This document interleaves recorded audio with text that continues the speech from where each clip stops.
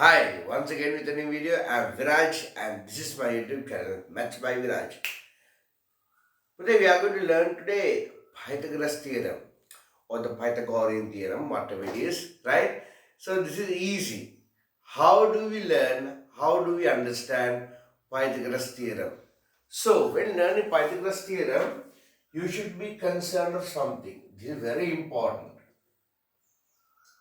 We know that this is what? This is a right angled triangle. So what is it so special about Pythagoras theorem? Now if I label this triangle to be as A, B and C, you should understand and figure out the hypotenuse side first. Hypotenuse side. What is this hypotenuse side? Do we have a specific definition for hypotenuse side? Yes.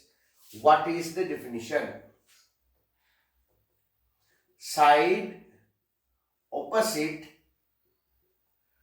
to the 90-degree angle. We know that in a right angle triangle, one angle is exactly 90 degrees in value. And that particular angle, we denote it using a small square.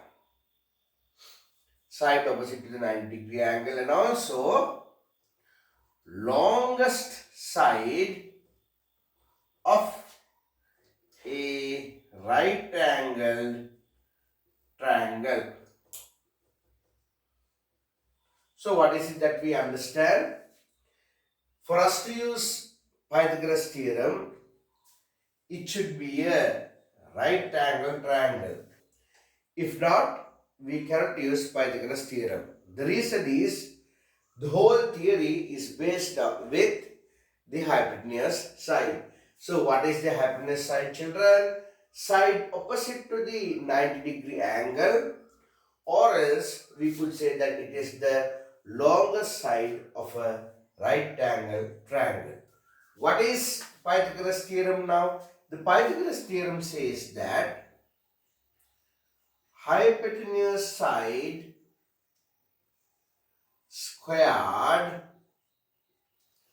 is equal to addition of the squares of the other two sides. Again, this is what Pythagoras theorem states. It states the fact that hypotenuse side squared is equal to addition of the squares of the other two sides. Basically, it is like AC squared equals AB squared plus BC squared. This is a fact. Now, next we will try to figure out where children go wrong most of the time. It's very easy. Remember, hypotenuse side squared is equal to addition of the squares of the other two sides. Children, if we have right angle triangles and if you are to use Pythagoras theorem, what should you do first? First and foremost, it will be easy if you consider or calculate or find out the hypotenuse side. Side opposite to the 90-degree angle is our hypotenuse side.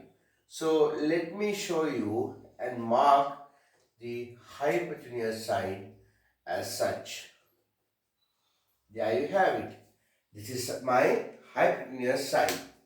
So based on the theory, what is the theory now? Hypotenuse side squared is equal to addition of the squares of the other two sides. In this instance, AC squared is equal to AB squared plus BC squared. Hypotenuse side squared is equal to addition of the squares of the other two sides. Here, EF squared is equal to ED squared plus df squared, hypotenuse side squared, is equal to addition of the squares of the other two sides. Let's come back over here. What is it now? gh squared is equal to gi squared plus hi squared. Hypotenuse side squared is equal to addition of the other two sides. KL squared is equal to JL squared plus KJ squared. KL squared is equal to JL squared plus KJ squared. You understand that hypotenuse side squared is equal to addition of the squares of the other two sides. Let's try to do simple calculations. Right, children? Now let's look at this. Very easy. What is our objective? Our objective is to find the value of x in both of these right angle triangles. So how do we do this? Remember, hypotenuse side squared is equal to addition of the squares of the other two sides. So the hypotenuse side is what now? In this particular instance, this is my hypotenuse side. Based on the theory, hypotenuse side squared is equal to addition of the squares of the other two sides. Hypotenuse side squared is equal to addition of the squares of the other two sides. Therein, we have this, and the answer is 25.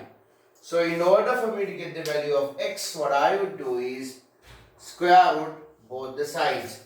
When I square root both the sides, the final answer I get for x is what now? 5 centimeters.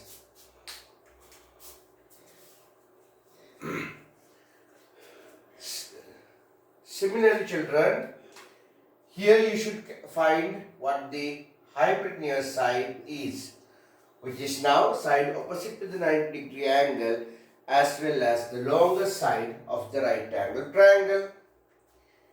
13 squared is equal to 5 squared plus x squared. Now what our children do is, the mistake that you'll do is, you write the x squared term first. That is of course for using simple algebra, calculated simple algebra. We always write x equals, but in this case you have to understand and follow the rule. What is it? Hypotenuse side squared is equal to addition of the squares of the other two sides. 13 squared is equal to 5 squared plus x squared.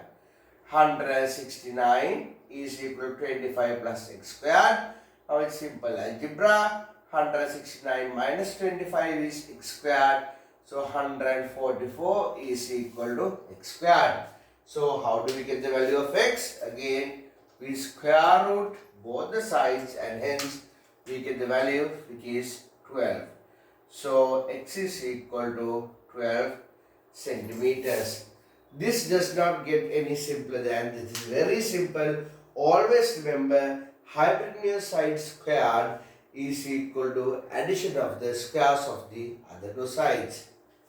Children, I hope you understood today's small, tiny, yet very important lesson, the Pythagoras Theorem.